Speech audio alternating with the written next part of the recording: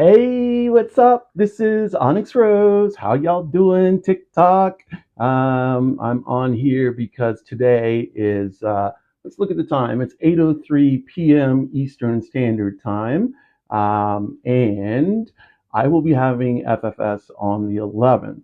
So I think today is the 5th. So, tomorrow will be the 6th. That will be 5 days. Um, when and in, let's see, 4 hours. So is it 4 days and 4 hours? I think that's probably what it is. 4 days, 4 hours. The excitement is calm right now. It's not like I'm nervous. I checked in with Egg, who is my partner, and she is, of course, internally a 5 on the nervous scale. But and so, I am not at a 5 yet. I am more at a 3, and that's good. That means I am calm and ready. Um, I Let's see. Yeah, I'm probably going to get nervous the closer we get, and I'll probably be most nervous as they're wheeling me back. I got kind of rizzed up by Threads where I posted a couple pics in the trans over 50 thread, and everybody was like, "You can't be 50." I'm not 50. I'm 52. So I'm hoping that my little work on my face will get me a little younger, but that's not the real reason I want FFS. The real reason I want FFS is because I have a little something called gender dysphoria, and gender dysphoria is a problem for people who are not trans or not non-binary or not don't have to think about their gender. There are people who are born and raised and get married and have some kids and the white picket fence. They don't ever have to think about their their gender issues, their sexuality, anything like that. But I'm going to tell you this right now. There is not one completely straight person. There is not one completely straight person. And let me say that one more time. There is not one completely straight person. There is a spectrum, and you can be on one side of the spectrum or the other side of the spectrum. But I guarantee you that if conditions were right, that spectrum would blur. And that's basically what the spectrum means. That there's variation. So don't talk to me about being 100% straight. That's not true. Um, but gender dysphoria, which I do have, is when you have basically it's when your mind doesn't match your body, basically. And so uh, uh, trans people, non-binary people take certain steps to bring the mind and the body into lockstep.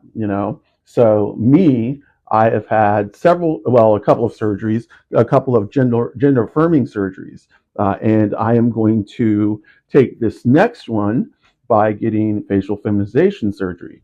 Like I said, is on December 11th. So I'm excited, not nervous. Egg is nervous, but she's only at a 5 right now. I don't know if she's being honest with me or not, and that's okay.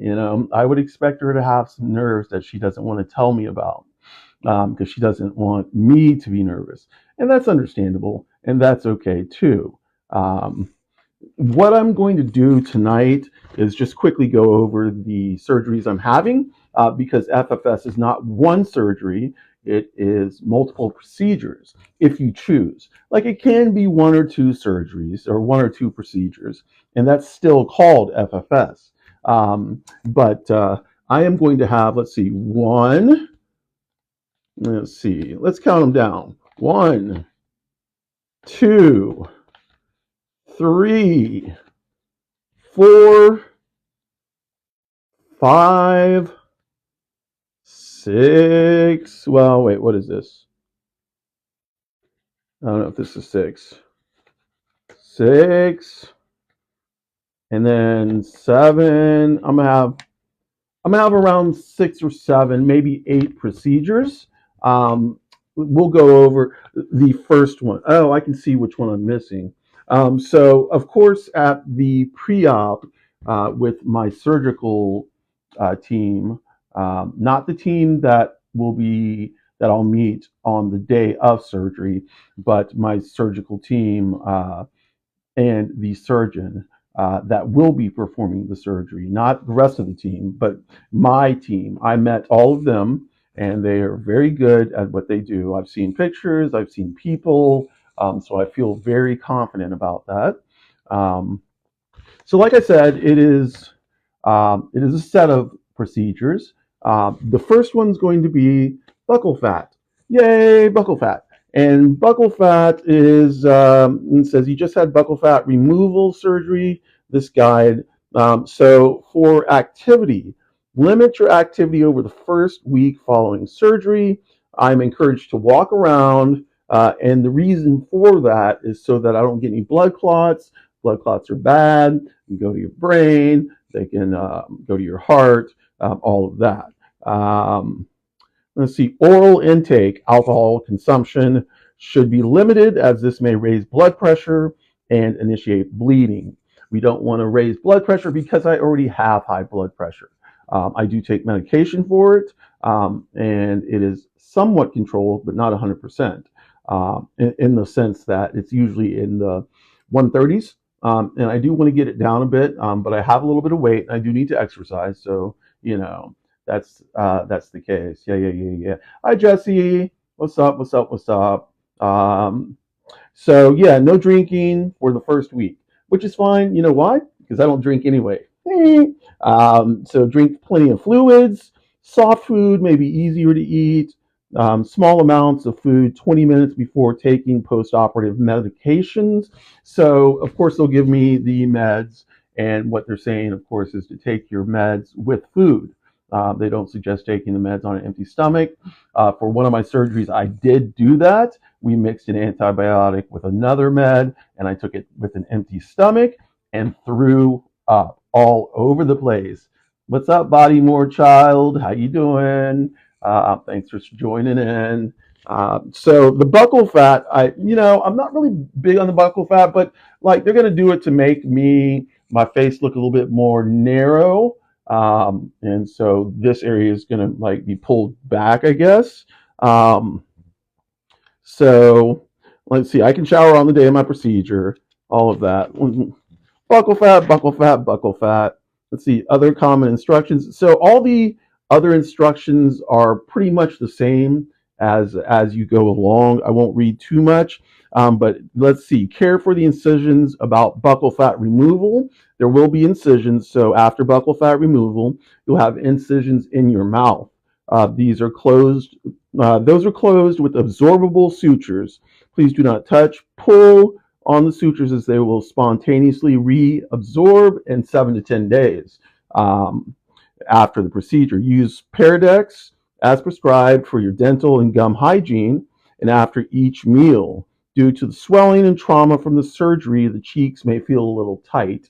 So I'm going to be like this. There may be some temporary numbness in the cheeks, and that goes along with all surgeries for FFS, all procedures. There may be numbness here and here and in here. I've actually heard and I read an account of one person who actually sliced off her ear because this whole area was numb.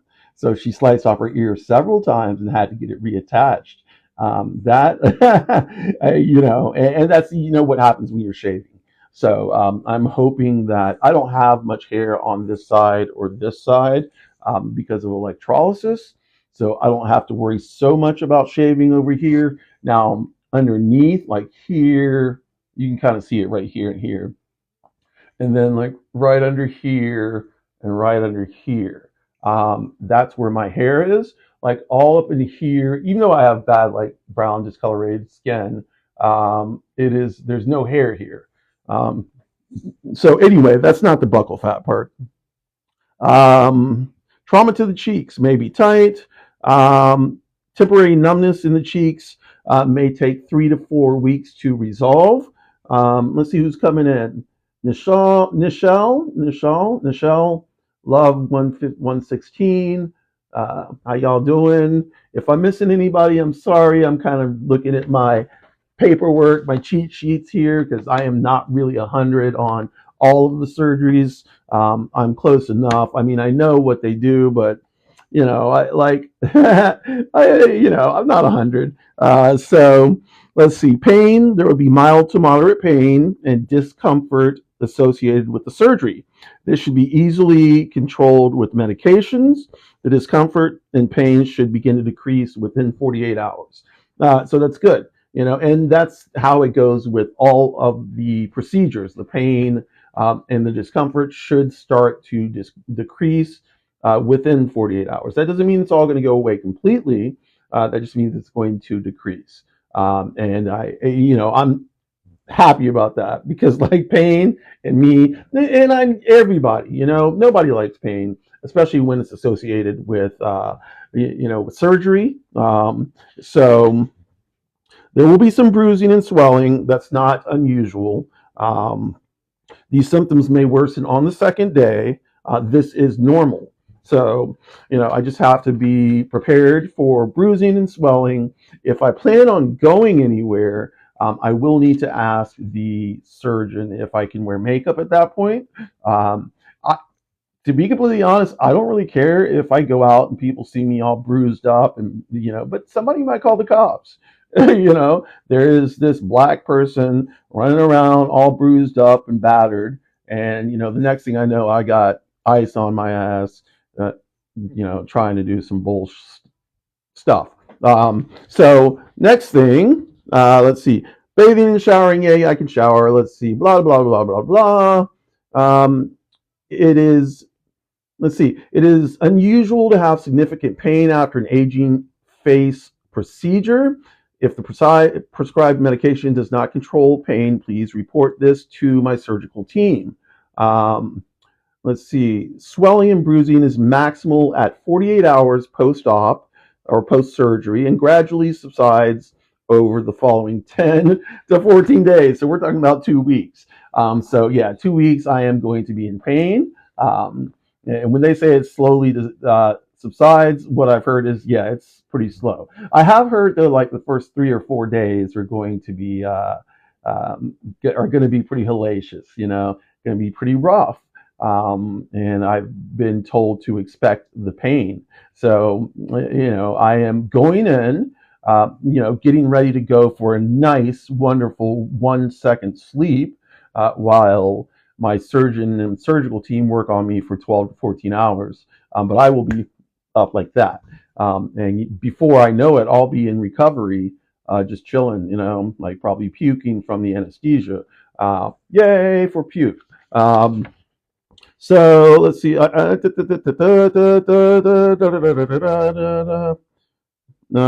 Sensitivity. Tearing and sensitivity to light is common after surgery. I don't even know why I'm reading that because I don't think that has anything to do with the buccal fat removal. Let me see if there's anything else. Medications, you'll be given pain medications. Diet, I can eat a normal diet after my surgery. Whoa. I'm going to have to ask my surgeon about that because a normal diet after my surgery does not sound right. Like, I'm wondering, can I eat a steak after my surgery? That would be my normal diet. Shit. Y'all know I like steak. I'm a carnivore. But I don't think they're going to say, yes, I can eat a steak 1 week or like my normal diet after surgery. Please do drink a lot of fluids to help your body recover from the anesthesia. And that I know. I have been under before. I do understand the need to drink a lot of fluids, so I will do that. Follow-up visit will be 1 week after surgery.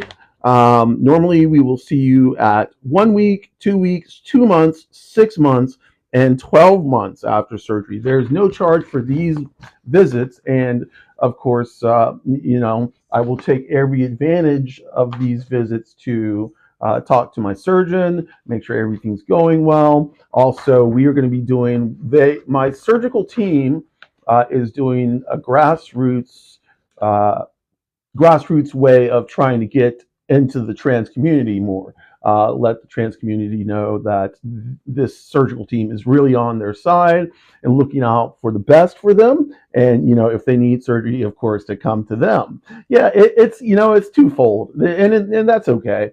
I understand the need to promote yourself. If you want business, you have to promote yourself. And your team and your job and your position.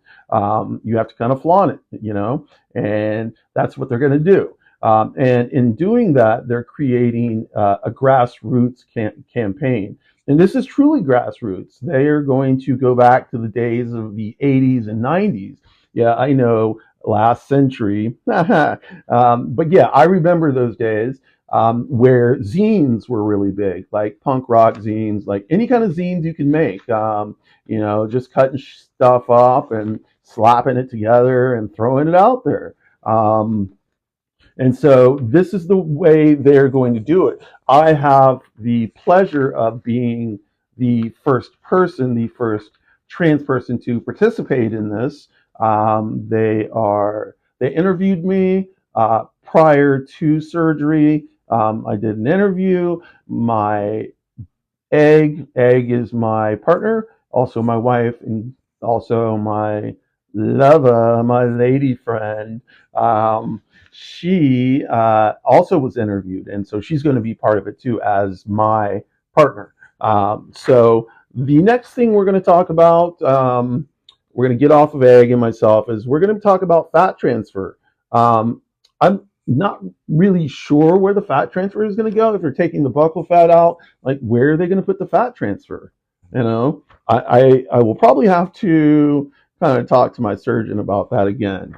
Like, where is it going to be? Let's see if there's anything different. Da, da, da, da, da, da. Alcohol consumption, same thing. Drink plenty of fluids. Take only 2 to 3 ounces of clear liquids at hourly intervals until the nausea subsides. If the symptom persists, call for anti-nausea medication, which I've got a scopolamine patch, which they usually put on your neck, but they said they don't do that anymore. So I'm going to put it on my left collarbone, and you put it on the night before surgery and leave it on for 3 days. Yes, 3 days. And then I've got some Zofran, and the Zofran is going to help it with nausea too. I've taken Zofran before. It helps a little bit, doesn't help all that much, but when I'm in the hospital, if they do a Zofran push through an IV, it does help a little bit more. So I will be taking Zofran. It says with the fat transfer, I may want to avoid foods that require chewing, such as steak. So there we go. I cannot have steak right after surgery. And I kind of figured that. I figure that I will be having steak after about 3 or 4 weeks. So that is going to be my last meal going into surgery. And that is going to be my first meal coming out of surgery. And that means the first real meal I can have. That doesn't mean like, I don't know, like mashed potatoes or jello or, smoothies or anything like that. Those are the kind of things I can have like the day or 2, 3, 4 after surgery. Not the mashed potatoes, but the jello and the smoothies, anything kind of liquid and proteiny. So like protein shakes, Boost, anything like that. Premier Protein. That's what we have, is the Premier Protein from Costco. And, I'm used to it. I like it. I used it before and we'll use it again. So it says drink plenty of fluids, no steak, soft foods may be easier to eat. Small amounts of food every 20 minutes before taking post-operative medication. So there it goes again. And this is the same for everything. 20 minutes before, eat 20 minutes before you take your medication. And that's especially true for the antibiotic. Because taking an antibiotic on an empty stomach can upset the flora of the digestive tract and can make you sick. And we don't want to be sick, because I don't want to be throwing up with the face. I don't basically want my face to come undone because I'm retching and puking and throwing up. Yeah. So let's see how to deal with common side effects. Yeah, other common side effects. The responsible adult. So yeah, Egg is gonna have to pick me up from surgery. Of course, I can't be driving home because I will be under the hell anesthesia, and that's not going to work. It says do not drive for 24 hours after surgery or any time you were taking pain medications.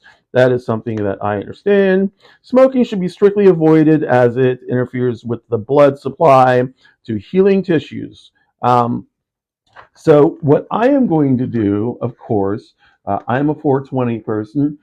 So I am going to, that's the first question I'm going to ask when I get in, right before I get into surgery is like, when can I be 420 again? You know, when can I hit that 420? And based on what they say, you know, that will be immediate. What's up, Booby? What's up, Mark? What's up? What is that? Dee Handraj? I'm sorry. Hi, Davison JM. Hi, Raul.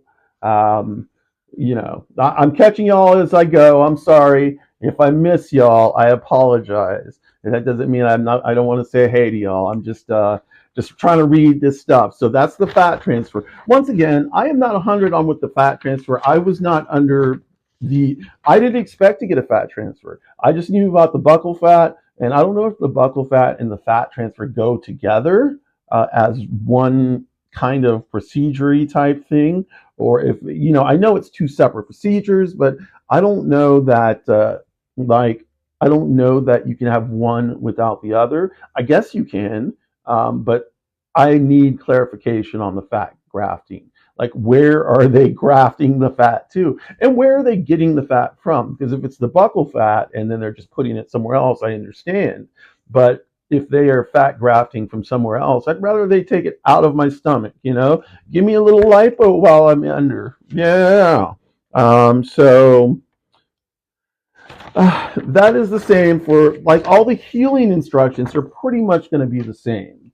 So let me slap that puppy down. The next one we're going to look at, hey Sparkles, the next one is the brow lift. So this is the brow. And we're going to do a hairline advance. So we're going to bring my hairline down maybe an inch, a centimeter or two.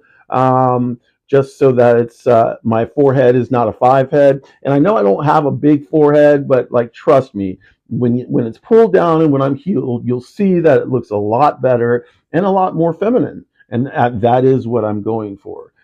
So you know, with brow lift, they will pull my skin down, shave the bone, restructure it, break it down, put it back together. You know, hairline advance will be the same thing. Of course, with all the things, oh, bathing and showering. Let me get to that. So, following surgery, you may bathe, but do not submerge your head in the water.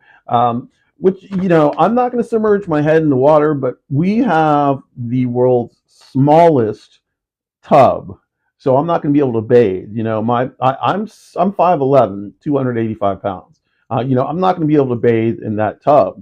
You know, I've never been able to bathe in that tub. I miss taking a bath. You know, after taking a shower so much, you know, sometimes I want to luxuriate and just chill. You know, have a bubble bath, bubble bath. Um, Let's see. So do not submerge your head in water. Please avoid hot water. So we have this little chair thing that we bought that we're going to put in the shower, and that way I can sit on it and we can direct the shower nozzle down, and I can wash my body without necessarily getting my head wet, which is the main thing.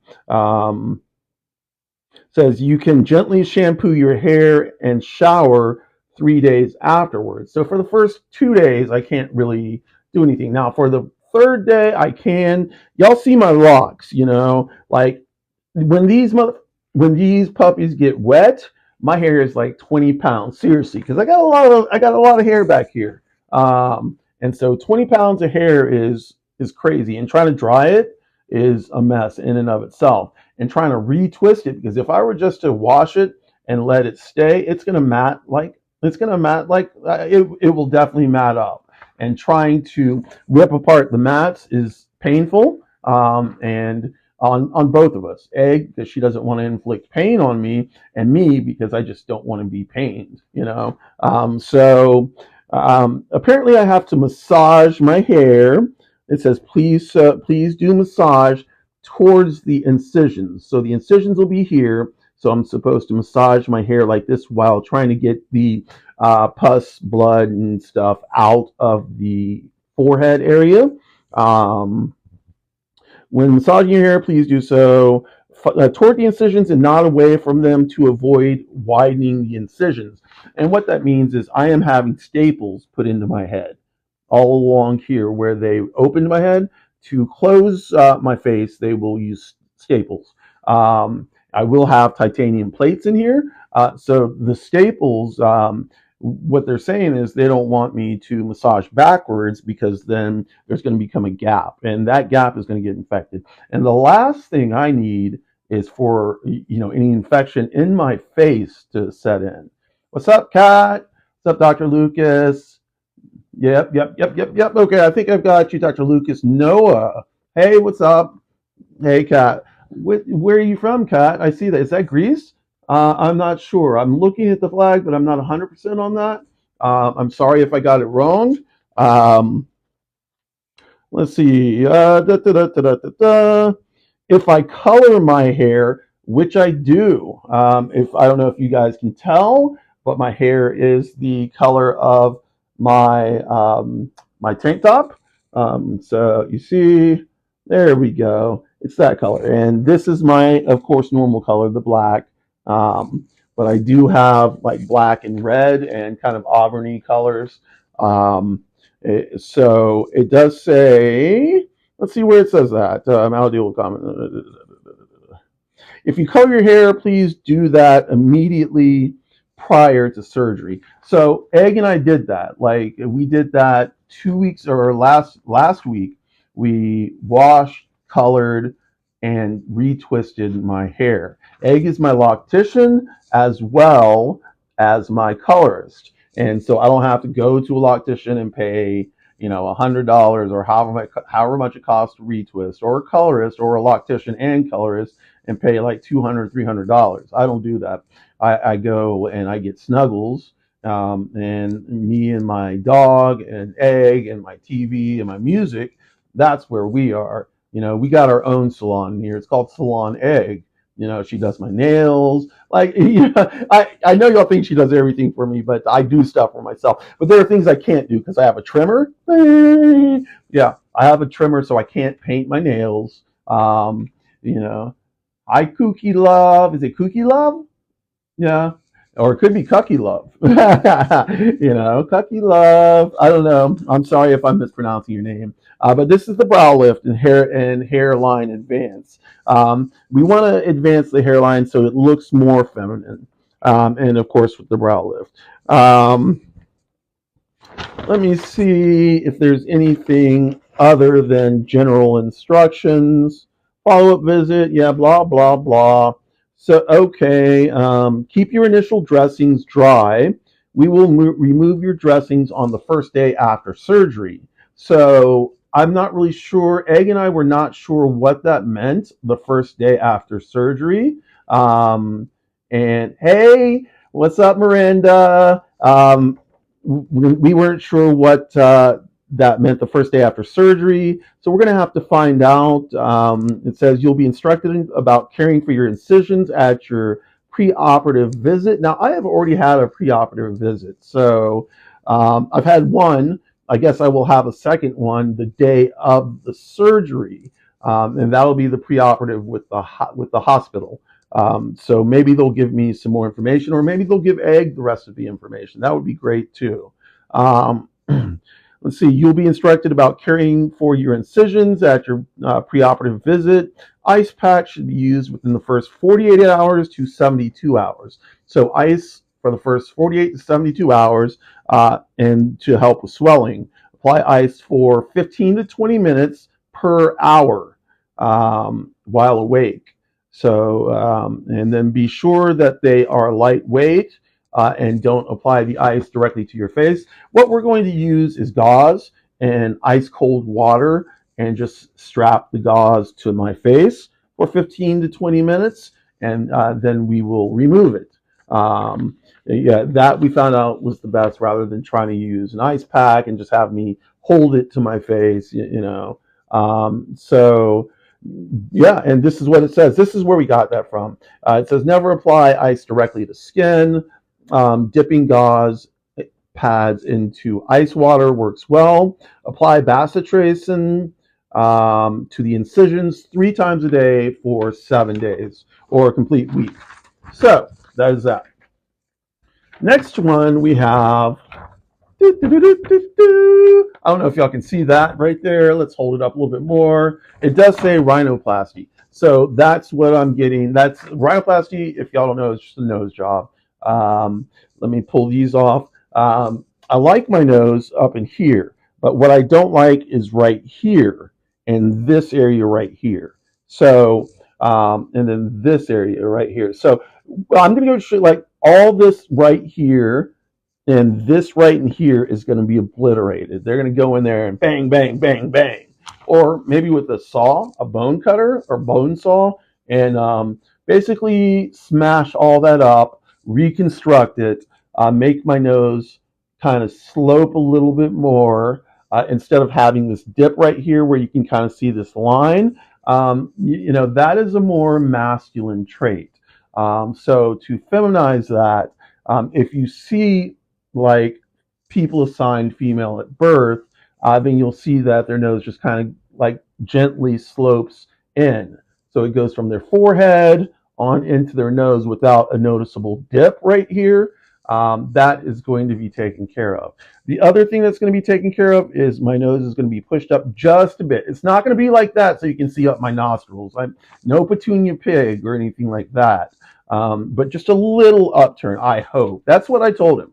You know, I don't want to look like fleeky deaky on my nose. My nose is perfect, almost perfect. I just want a little nip tuck on my nose, honestly. So let me put these back on so I can see what I'm doing here.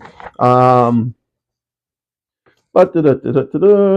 all there are incisions inside your nose, and instances a small incision in the tissue between your nostrils. So all of your incisions inside the nose have been closed with dissolving sutures. External incision sutures are removed after 1 week. And this is the same for everything. After my 1 week visit, everything will be pretty much removed. The cartilage in my nose often the bones have been carved apart, then reshaved and repositioned. So that's that, you know, that's that smacking apart. There's no packing in my nose. I have a delicate tape and possibly a molded piece of plastic. It'll be a molded splint like right here. My understanding is it's going to be extremely hard to breathe. We got a humidifier specifically for this reason. Like they said, the nostrils will get very dry. My nostrils are already dry. During this time of year, I get dry nostrils. It makes it hard to breathe. It makes my throat raw, and I get bloody noses a lot. So let's hope I don't, you know, get a lot of bloody noses during this time.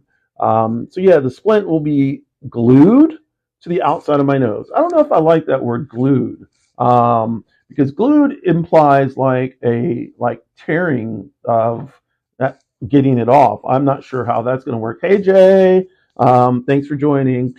So it says, you know, the care for after surgery is the same thing. But it says the purpose of the tape and splint is to hold your cartilage and your bone in their new positions. So yeah, like I said, they're gonna destroy stuff, and they're gonna make it new. And you know, it's gonna be to minimize the swelling that I will have. So once again, I don't think I'm gonna be breathing that well out of my nose. It'll minimize the swelling that I do have, and it'll protect my new nose, my brand new nose. Let's see. To maximize, I'm sorry, to minimize swelling, use a cool, clean compress or ice wrapped in a dry cloth. This is all the same. Um, let's see. Oh, here's something different. So, first of all, I can't take aspirin or an anti-inflammatory medication 2 weeks before or 2 weeks after surgery unless instructed by my surgeon, and that's fine. I don't usually take aspirin, and I can't usually take anti-inflammatory medication because I have Crohn's disease, and so I can only take acetaminophen, which is Tylenol, which doesn't do anything for me, but I still take it anyway, under the pretense that maybe one day it will help.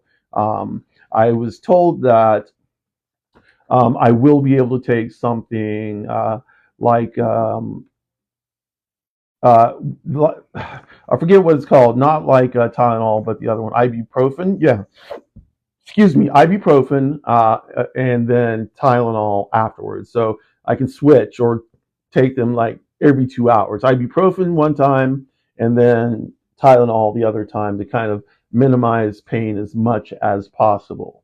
Um, the interesting thing is like, so what I will do, I'll have to do is squirt saline mist spray and then place a small dab of antibiotic ointment inside the nostrils, 4 to 6 times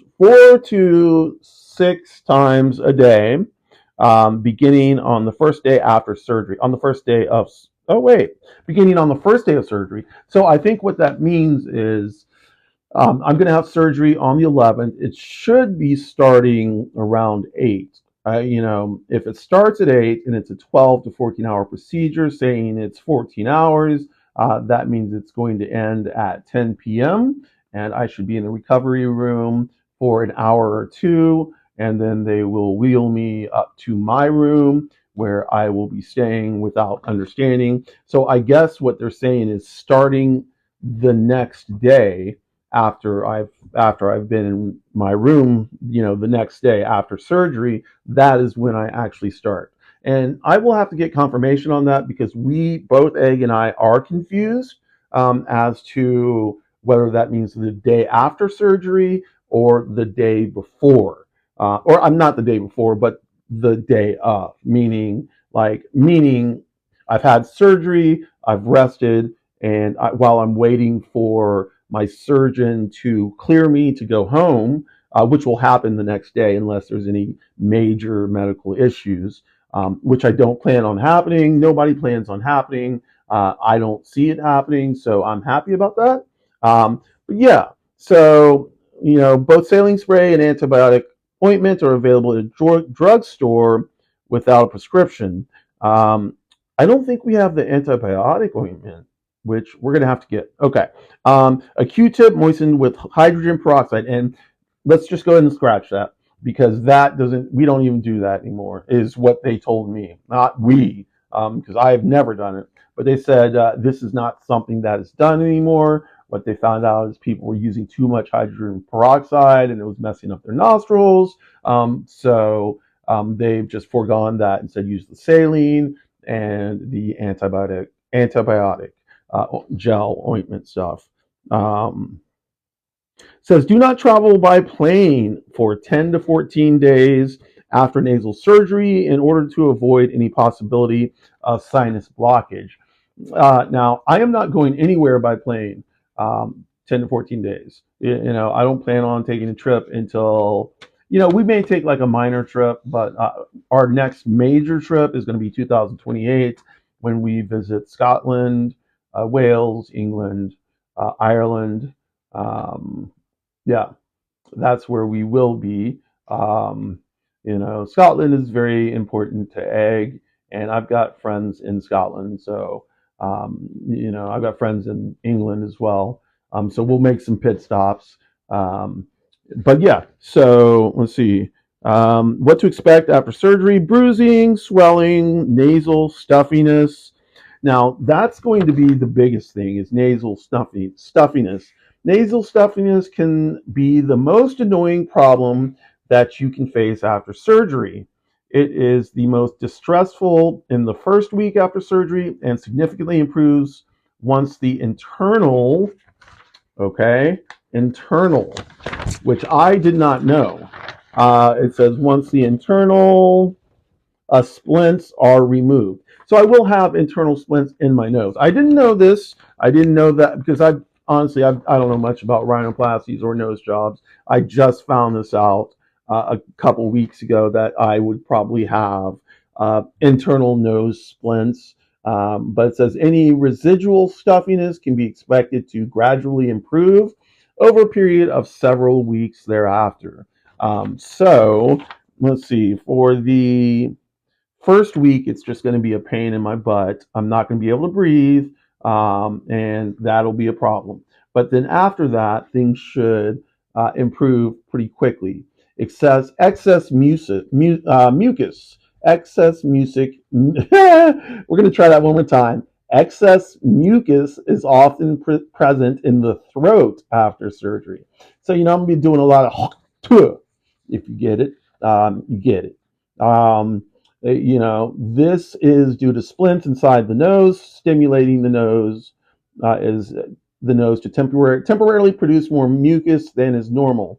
This will subside at once the splints are removed, 5 to 7 days after surgery. So there we go again, the splints. Numbness in the tip of the nose, upper front teeth, or roof of the mouth. Following surgery is to be expected because nasal surgery typically causes a temporary disruption of some of the nerves in that area. Sensation will generally return slowly over a period of several weeks. So I've got to be careful while eating. I can't have anything too hot because I don't want to burn the roof of my mouth. I got to make sure not to have anything too hard, not to chip my teeth. The numbness for me is going to be, well, I mean, a number of hard things, but the numbness is going to be one of the things that I feel like I need to watch out for. If only I could get numbness like right here, and like right here where it's super painful for electrolysis, I'd be like, go to town,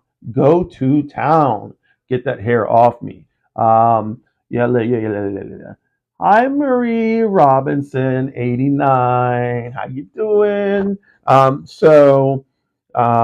Let's see. Senses, numbness, senses, some temporary decrease or alteration in the sense of smell or taste is typical after surgery.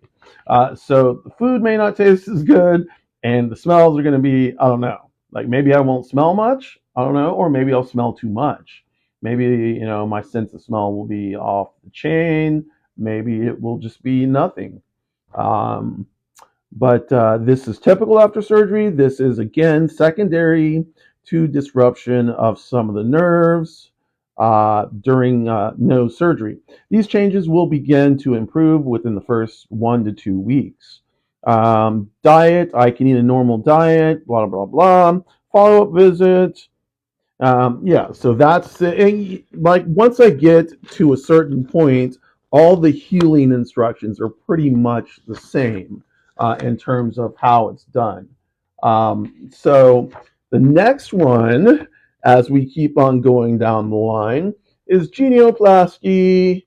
And for those of you who have not heard of genioplasty, that is surgery of the chin.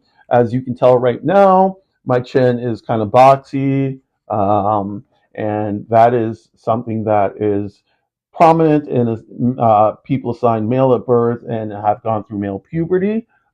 This bone is kind of, well, it's bony, bom, bom, bom, bom, bom. So what they're going to do is go in and take a piece of chin bone out and put a titanium piece in there, and then fuse those chin bones so it comes into a V like this. More pronounced V. That's the A. No, it's a V.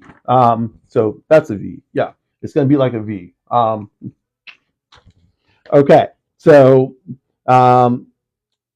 there is an incision near where the implant was placed. So apparently there's going to be some kind of implant. I think he did tell me that the titanium implant is going to be placed inside the mouth somewhere. or maybe right down here. That's what they're talking about. The incision where the implant was placed, either in a crease. I'm sorry, crest. In a crease or inside the mouth at the gum lip junction. The chin is taped to secure it in place after surgery while it heals. If sutures are used, they are removed 5 to 10 days. Sutures placed in the mouth will dissolve in a similar period of time. Bandages may or may not be applied to the wounds depending on whether they're needed. Um, so care after surgery, same thing. Please don't drive. 24 hours. You're under anesthesia and drugs. Take the antibiotics until they're finished, and take ibuprofen every 6 hours. This helps with pain and inflammation. So I'll be taking ibuprofen every 6 hours, and then I think I'll be taking acetaminophen every 4 hours. I think that's how it's going to work. It says do not take any aspirin. So I won't be taking any aspirin. It says pain medication can be taken as needed and only take medications prescribed by my surgeon. The thing with pain medications nowadays, I remember back in the day where when you needed pain medications, they gave you pain medication. Now, because of all the druggies who have abused specifically pain pills, and I'm not talking about the other druggies. I'm talking about a specific druggie, and those are pill heads, and not like rolls or anything like that, but Roxy's and Oxys and all that. I think I'm getting hydrocodone, and honestly, it is not strong. It is like one of the mildest forms of hydrocodone that I can get, which once again goes back to people like messing it up for people like me who actually need pain medication. Now it's going to be looked at as me being or as me having drug seeking behavior. And let me take a break right now to say something. The idea, and this idea has been prevalent for at least a century, probably more. And this is not a joke, that Black people, both Black women, Black men, Black people, can tolerate pain more than white people. Therefore, in the early 1900s, late 1800s, they operated on Black people without anesthesia. Even when anesthesia was available, they did experiments on Black people just to see, because they thought Black people could handle pain better or didn't even feel pain, which is kind of fucked up if you think about it, like what the people, come on now.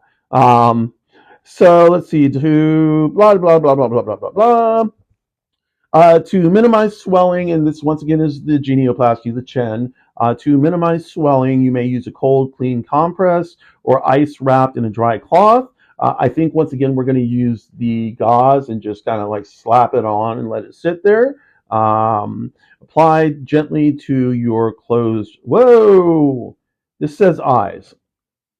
I'm not really sure why it says eyes. Close eyes for 4 to 6. That's okay. So here we go. This is, aside from saying eyes, it says for 4 to 6 times a day for the first 2 to 3 days after surgery.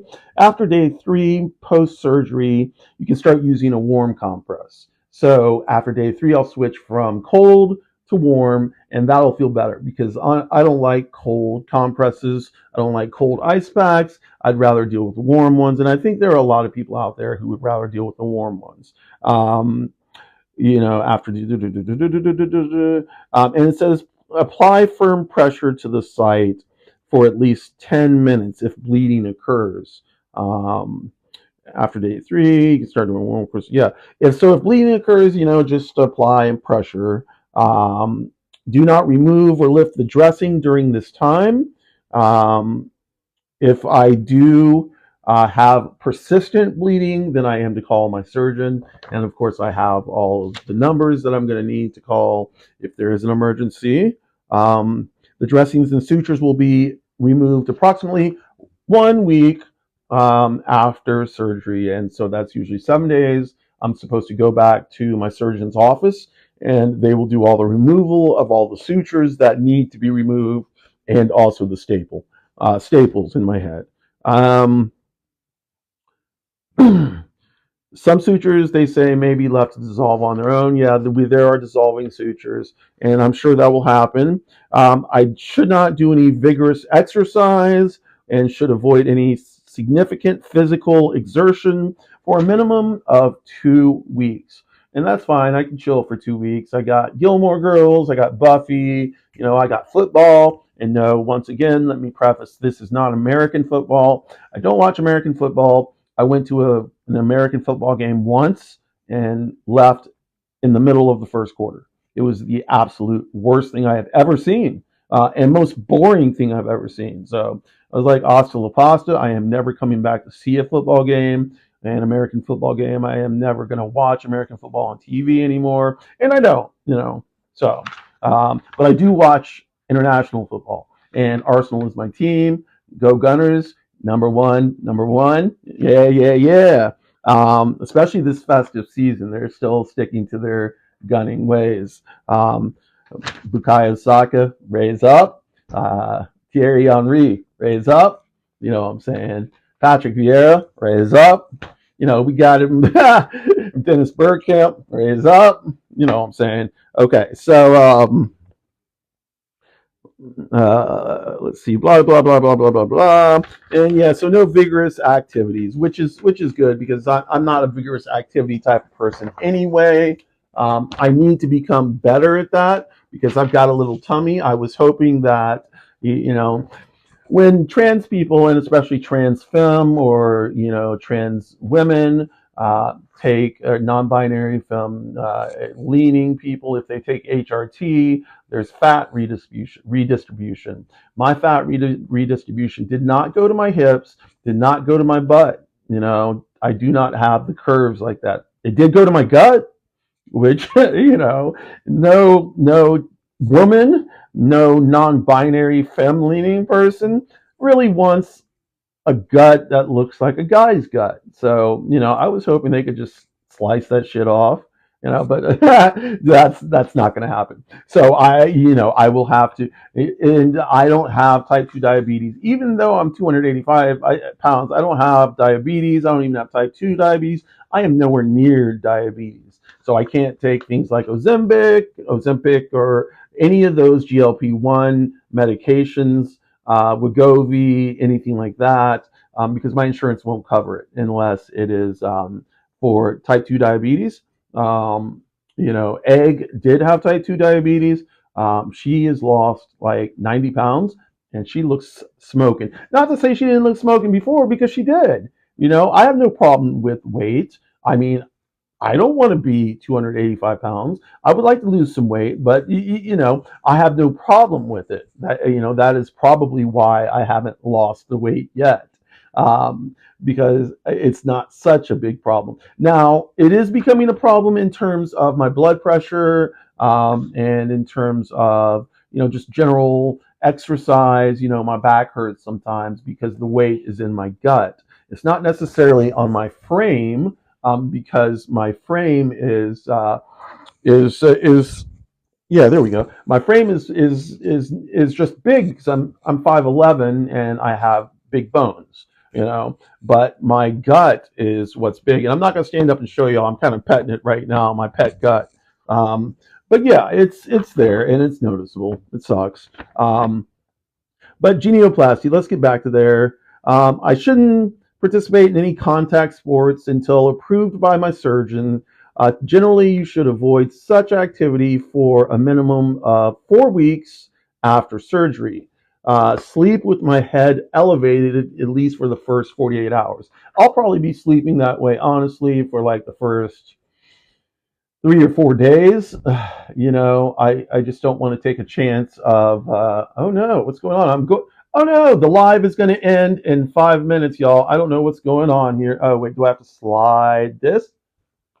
Drag the puzzle piece. Hold on. Let's see. Boom.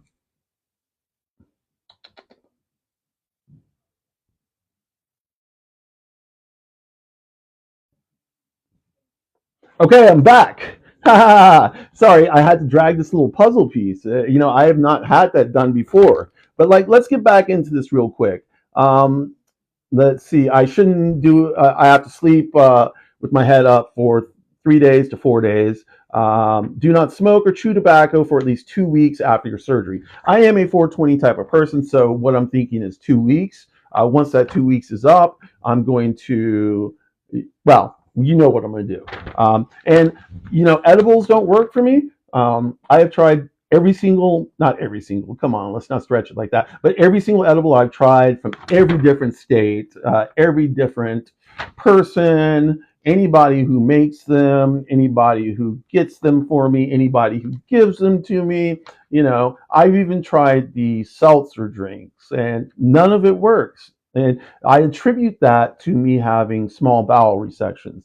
Small bowel resections are where they take out part of your intestines and then reattach them to where the diseased intestines are no longer there.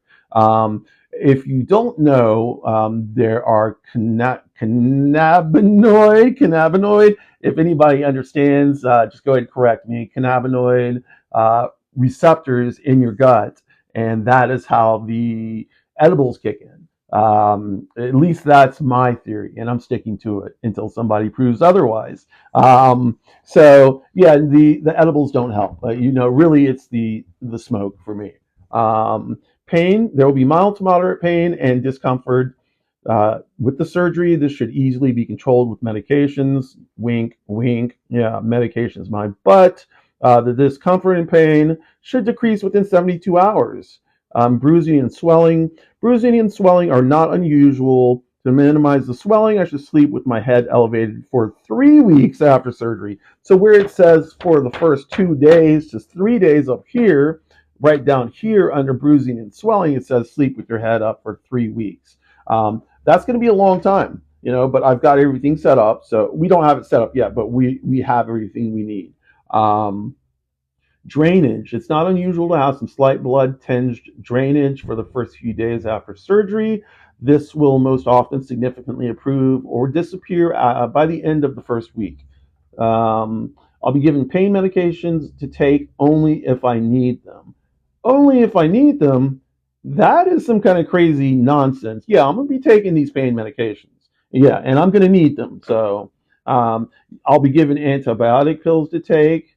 And first of all, let me go back to the pain medication. It says these pills contain a mild narcotic that might make you lightheaded. Now, if you've had pain before, if you have any chronic illnesses, any chronic diseases, if you're in the hospital multiple times, then you know that mild narcotics just don't cut it. They just don't cut it. It's not strong enough.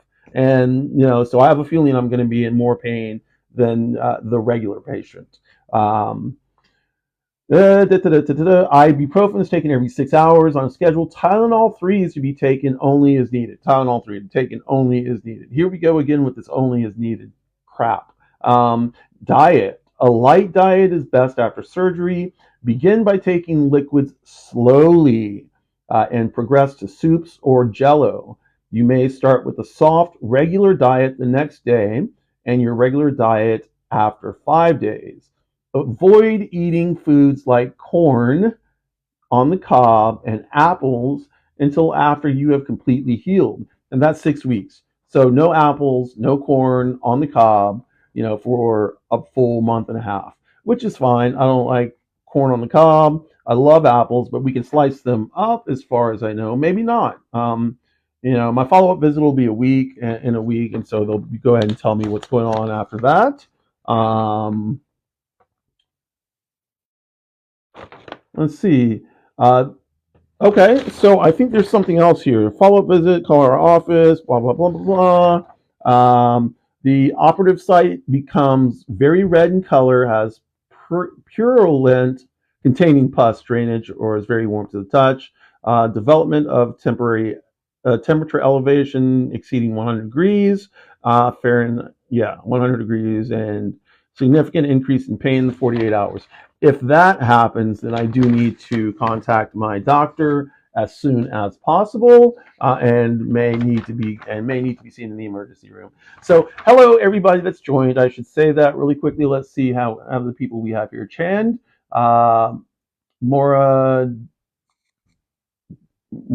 Suleiman, yeah. Adri Pretty, Rainey, Richard Blackson. Thank you all for joining. I'm sorry if I'm butchering names. I can't see well, even with these glasses on. I'm sorry if I've missed anybody. Thank y'all for joining. Really, I don't know what I'm doing here. I'm just on here rambling. Um, so the next thing is the lip lift. I am having a lip lift. They're going to go bloop, and that's not exactly what they do. What they do is they, right under my nose, they will make an incision and take out about a centimeter of flesh. And what that's going to do is that, and then they're going to pop the lip up a little bit. Aftercare instructions, I can take Tylenol for pain or fever. I can take Motrin. Oh, it says avoid any fever relieving agents that contain aspirin or have anti-inflammatory properties like Aleve, Advil, Motrin. These may cause more bleeding. I thought I was going to be able to take Advil, but I guess I can't. Normally, a lip lift does not cause severe pain. If you develop or have constant pain, especially if it does not seem to go away or it intensifies over time and significant swelling with bruising or black and blue, please call our office immediately. Do not brush your upper teeth, but use a mouth rinse instead for the first 2 weeks. If any bandages were placed, steri strips, leave them on until the doctor sees you again. The stitches, sutures may cause some discomfort. Yes, they will. That may where they just said they should just change that may to will. So the sutures may cause some discomfort. The sutures will be removed around day 5 to 7 after the procedure. So that's going to be the 5th or 7th day that I go to my surgeon's office, and that is the day where a lot of stuff will be removed. Um, this should steadily improve. Let's see. After the sutures are removed, some redness may persist in the area for up to 2 months. Up to 2 months, I'm going to have like a bunch of red stuff. And to be completely honest, it doesn't matter because I'm going to have probably a scar under my nose anyway. Here I come, makeup. And I've gotten better at makeup. I am not really good at it, but I have gotten better. And I don't wear makeup a lot. That's the thing. I don't wear it a lot. I'm not the type of person to put it on every morning. I know people who like wake up and immediately slap on a coat of makeup. That is not me. And you can kind of tell by my bad skin here. I just don't cover it up. I understand that for me, and I should say this, for me, it's not important. Now, when and after I have this surgery, it may become more important because, and it would probably be more of a vanity thing, like don't go out wearing your makeup. I mean, don't go out showing scars and bruising. Once again, I don't want to be stopped by any kind of cops, any kind of eyes, like what's going on with your face, having to explain all that crazy stuff. So let's see. I can shower. I can wash my face. Um, the evening following the day of surgery, i.e., 24 hours after. I can shampoo my hair. Once again, 20 pounds of hair. So we're not going to do that.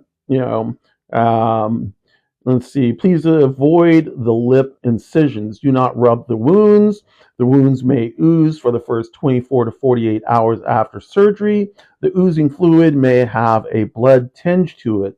This is normal. Keep the incisions as clean as possible. So, the whole thing about you can shampoo your hair. I know the whole thing about please avoid the lip incisions. Oh, I guess that means while shampooing your hair, try and avoid getting shampooing your lip incisions. I don't know if that's what that means. It says do not rub the wounds, and I'm like, okay, yeah, that's kind of hard too because I rub under my nose, but that's because I have a septum ring, so I'm always straightening it. Without the septum ring, I may not need to do that. I will get my septum re-pierced once everything is healed, because that is one of the piercings I like the most. I've got my ears stretched. I don't know if that's going to be affected at all. Probably not. And I'm not by the lip lift, but by the face and neck lift. So let's see. The wounds may, yeah. Apply a thick layer of bacitracin for the first 2 weeks to improve healing process. Absolutely no smoking. Avoid extreme physical activity, training, straining, exercise, exertion for at least 3 days. Rest more than you usually do. So I'm going to be kicked up in the bed. Egg is going to be helping me out. Bestie Michelle Vigneault, who is Bestie, and she has a book out called Hold Back the Rain. If y'all want to check it out, it's everywhere you can find it. Holdbacktherain.com is her website. It is a great book if you want to, if you've dealt with grief, if you've dealt with mental illness, if you've dealt with alcoholism, if you've dealt with suicide, and if you've dealt with single parent households, all of that's in there. It's a good, quick read, and it grabs you by page one. Page one, the prologue, boom, you're hooked, and that is no joke. But that's Bestie, and she will be helping me heal. That's yeah. Let me go back to it. So let's see. Medication. I'll be giving pain medication. Take only if I need. Oh, for the lip lift, avoid excessive exposure to the sun. So you know, I am not a sun person anyway, in terms of being out and like laying out in the sun. I don't do that. But there are people who like to tan, and that's just not me. I don't like to tan. I don't like being out in the sun for extended hours. So I'm not going to have a problem with that. Um, let's see. When I do go out in the sun, I need to have an SPF of 30 or better, or stronger. I have an SPF 50. It's called Black Girl Sunscreen, and it's SPF 50. So that's probably what I'll be using. Um, Let me see if there's anything else on here. Follow-up visit. Nope. So that's the lip lift. This is fat transfer. I don't know why that's there. Okay, so that is pretty much it. There are one or two other things, and I don't have the paperwork with me right now, but it's the same thing. It's the facelift, and the neck lift. As you can tell, I've got like a little neck, right here, and it's not something I like. I don't know how they got the neck lift approved. I won't talk about that. But yeah, I'm going to have a facelift, and so hopefully, with the genioplasty, my face will go down like this, and the buccal fat removal will go down a little bit into a V and make it a little bit more feminine, instead of having these jowls right here and this little neck fat, this like little turkey wobbler right here. Um, you know. Maybe my face will be tighter. It will be tighter. It's just I don't know how it's going to come out looking. I've seen some people, and they all look good. I've seen a lot of other people who look really good. I am trusting in my surgeon's hands. Throwing it up to the universe, to my ovary, to my orisha. Just throwing it up. If you pray for the frog. Oh, my nickname is the frog. So pray for the frog, throw it up to the universe for the frog, light a white candle for me. If you have Larisha, do what you got to do. If you practice Ifa, you know what to do. If you have any other metaphysical spiritualities, you know what to do. If you are Christian, you know what to do. If you are Jewish, any of the Abrahamic, Judeo-Christian religions, Abrahamic religions, yeah, y'all know what to do. This is the frog, otherwise known as Onyx Rose. My Substack is onyxrose9.substack.com. I am vlogging and filming everything over there. I will start to come on TikTok more. Egg is going to be taking pictures and documenting everything right after I get out of recovery. So I will look all messed up, and I want to see those pictures. I want to see what I look like. One other odd thing is I'm going to request a bone. I don't know if it's going to be a chin bone, a bone from here. I don't care. I want a piece of my bone. It's my body. They are doing the work on my face. It is my face. I want a piece of my face. It doesn't seem crazy to me. It may sound crazy to some of y'all, but it doesn't sound crazy to me, and it never has. I do want a piece of my bone. Whether they do it or not is going to be a problem. Is going to be a problem for them because I'm going to raise hell until they do it. But yeah, thank y'all for joining. Luna, Victor, Rainey, Andrew's Pretty, Richard Blackson. Okay, thank y'all all. I saw the poet Miranda in here. Thank you, the poet Miranda. You're awesome. Thank y'all so much. I will be on probably again tomorrow night. I appreciate everybody showing up. Peace and chicken grease. Um, Thank y'all so much. I will be on probably again tomorrow night. I appreciate everybody showing up. Peace and chicken grease.